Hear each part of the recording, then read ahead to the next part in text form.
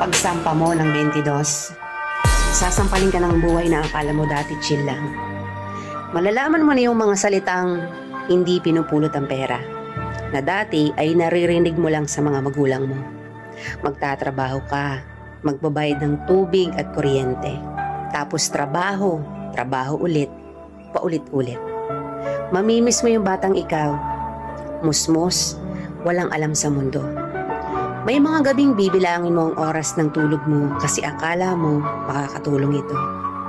Gigising ka para kumayod, umanap ng pera. Perang akala mo sapat na. Pero dahil salat ka, wala kang magagawa kung hindi tanggapin ang katotohanang ganito ang buhay. Katotohanang dahil malaki ka na, malaki na rin ang bigat na papasanin mo.